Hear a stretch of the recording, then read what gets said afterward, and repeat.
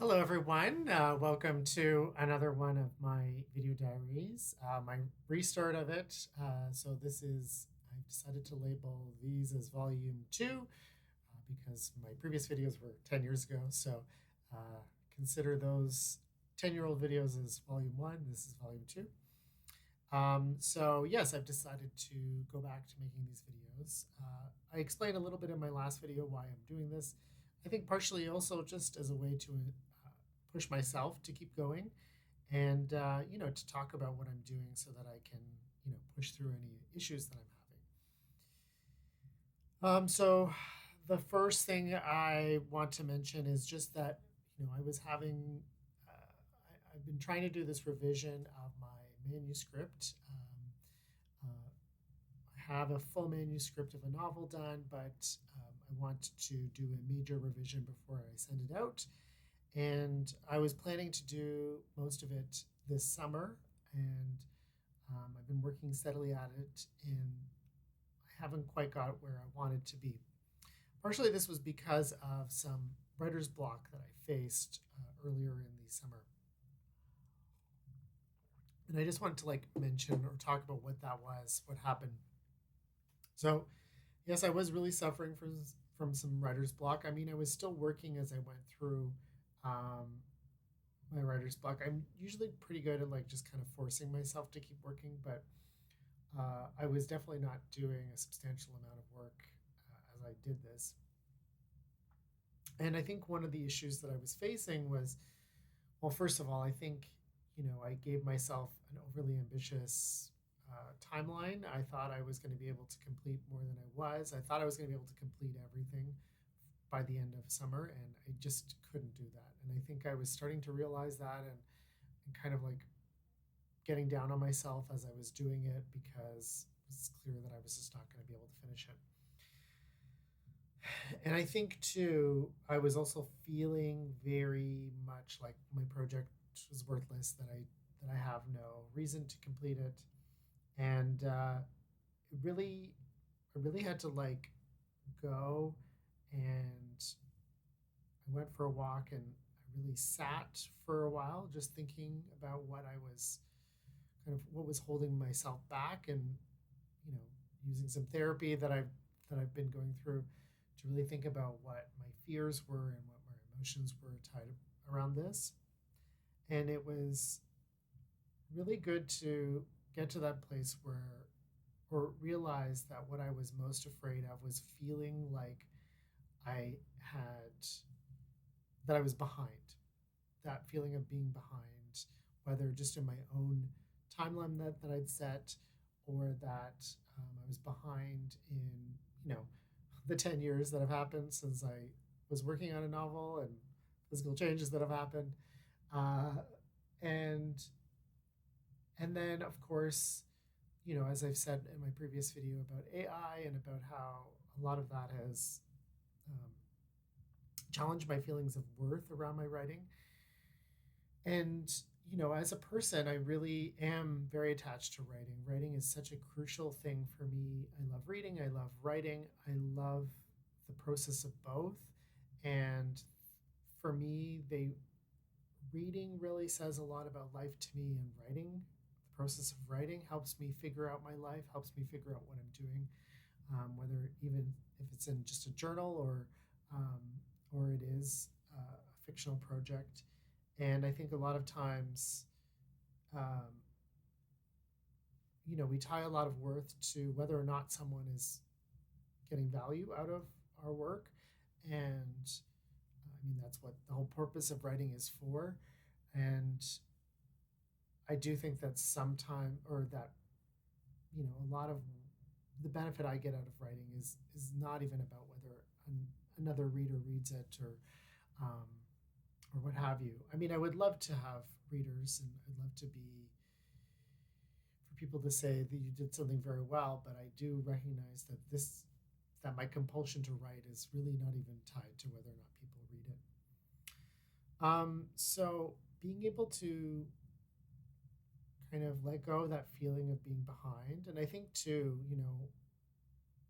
as you get older and get to middle age, and you sort of start to see that you're heading in the direction of you're you're getting older. You're when you're younger, you often are imagining lots of good things being in the future, and as you get to middle age, you're like, oh, a lot of the good things, or most of the good things, are in the past, are or um, some of the best parts of my life are currently in the past, and having hope for the future can be very challenging in those circumstances, and but it also gives you, I guess, a freedom because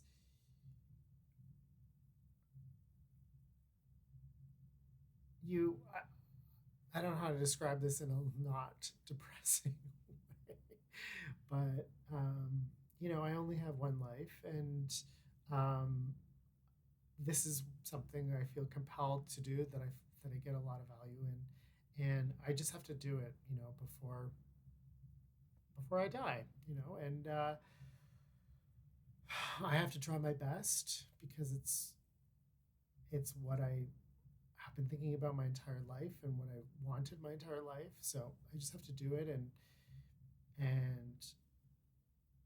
and even because I've been thinking about it and wanting it for my entire life, I know I have a lot of expectations, and I have to let those go as well. I just have to do it. I just have to do it. So reminding myself to let go of all the pressures that I put on myself about this, and just complete what been doing is has been helpful.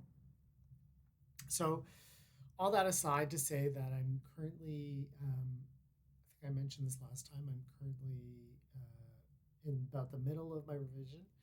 Um, I have 12 sections, and this week I kind of finished the revision of section 6, and I moved on to the revision of section 7, and um, and I'm so far happy about both those revisions. I do have to go over the revisions and like tidy them up because I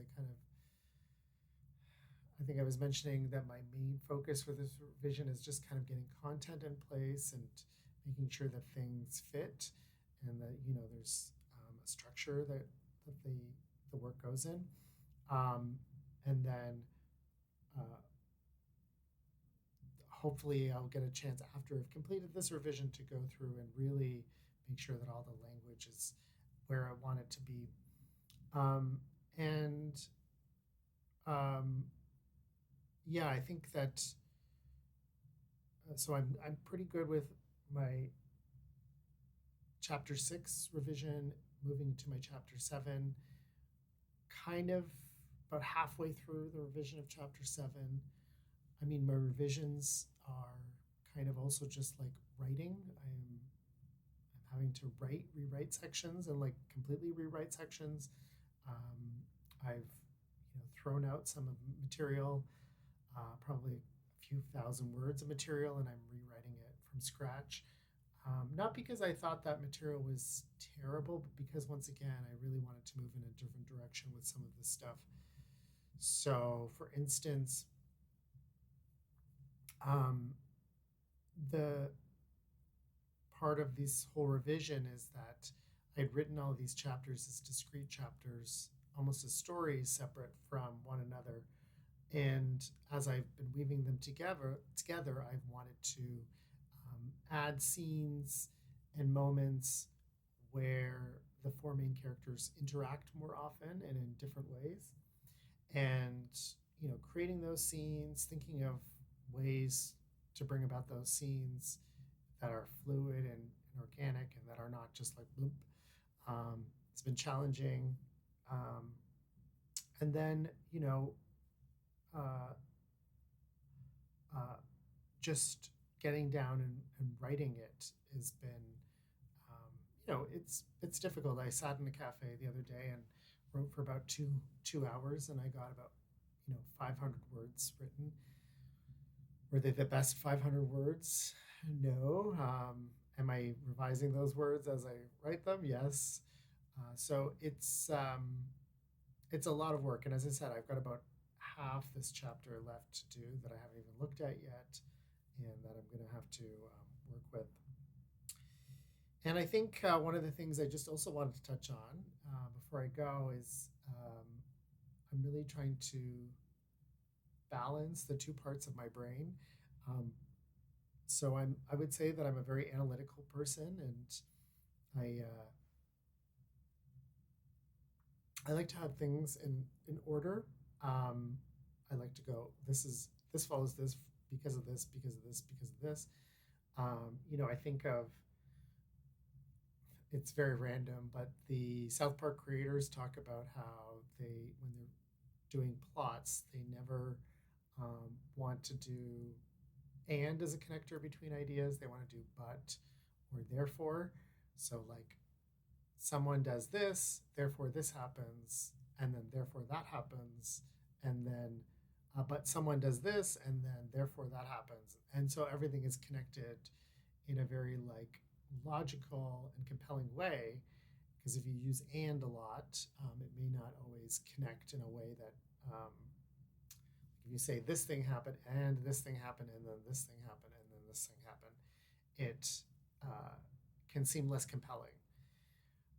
But of course, South Park, they're writing a sitcom and they're writing something that's very commercially focused and very digestible. You know, if you're writing something that's trying to do things that are different, you're probably going to use and because sometimes things are not directly pushing the plot forward. They're there to add color, they're there to add character, they're there to add mystery. And so it's important to include those things. And I would say, too, sometimes if you're going methodically through something, sometimes that chain can get boring. It can feel like an argument, it can feel like someone is just like telling you things. Um, Whereas if you have some more ands or more moments in it that are a little bit more interesting, um, it and that disrupt that narrative, they can make it a little bit more engaging and like rich, like detailed and rich in a way that doesn't feel like everything you're doing is based upon a logical stream of thinking. Because, of course, writing is not about a logical stream of thinking, or at least it's not entirely that. So, yeah, I've been trying to think about that. And, when I'm writing a scene, I have a vague idea of where I want to go, but I also want to get there in a way, I want to get there in a logical way, but also in a way that is sometimes going in different directions and then returning and you know trying like the diversion is often more interesting than the final destination, right? So all that very interesting. In terms of what I've been reading and anything I've been watching or so forth, I just finished recently Dennis Johnson or Denis Johnson. I don't know how to pronounce his name. Johnson's Train Dreams. I was kind of put onto it by the fact that it was nominated for the National Book Award, and um, it didn't win because or no, it was a Pulitzer, and it didn't win because they refused to give out a Pulitzer that year. Um, and I thought that was interesting, so I decided to read it. And it's a good book. I think it's a very and book. A lot of things happen in it that there isn't like you're not supposed to read it and go that was a fully cohesive thought out narrative. What you're supposed to kind of get is this like it's a feeling of magic, and I think a big part of that the book is like imagining a time when magic still could happen in the American West. And also, I mean, it doesn't shy away from the negative things that were happening at that time as well. But I do think it's a little bit of a nostalgic view. Um, and I mean, I liked it. I do think that it appeals to a certain type of person who kind of views the past as being more authentic than the present. And I think that kind of view is a little romantic and a little silly. I think the present is just as authentic, and I think sometimes the trappings of the past get a better, like the details seem more authentic because we don't understand them. Because they have a little bit of an alien quality, they seem more authentic and therefore seem like a judgment upon us because we don't have this intimate connection with, you know, the everyday minutia of the 19th century or the early 20th century. So I liked it. I thought it was a good book. I thought he's a very good writer. Was it my favorite book? No, it wasn't my favorite book. But I think I should also mention that in terms of like books that I've read recently that have inspired me, I read um, My Year of Rest and Relaxation. I think that's what it's called, by Ottessa Moshfegh. Um, like I obviously am behind on my contemporary reading because I know that was a big book like several years ago.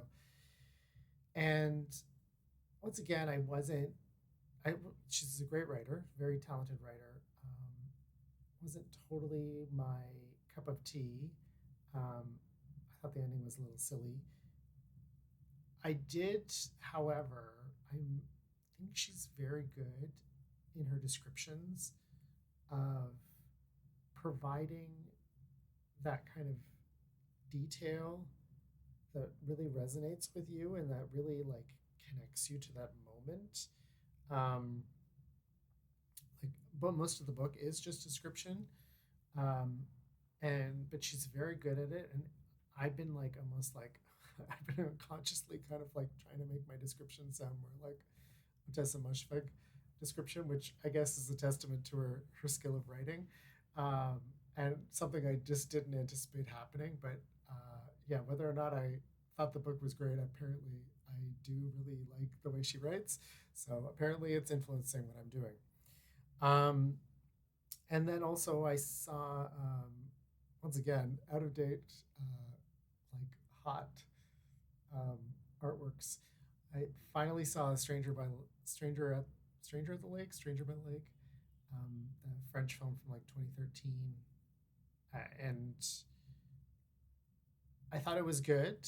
Um, I think anything that's gay art related, I will always feel a little bit of like hostility, like jealousy and hostility, because I'm like, oh, I wish I had done that. So definitely, there's those feelings happening. I thought the cruising scenes were very well done, and I thought overall it was very beautiful, very like accurate.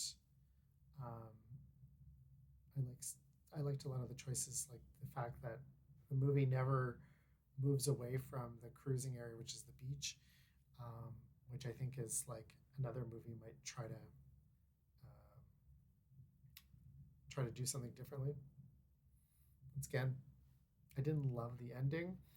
Um, Similar to the Ottessa novel, I almost feel like both of them have this like ending that's like over the top that feels like it didn't the creators wanted something big, but it feels out of place with what has happened before it.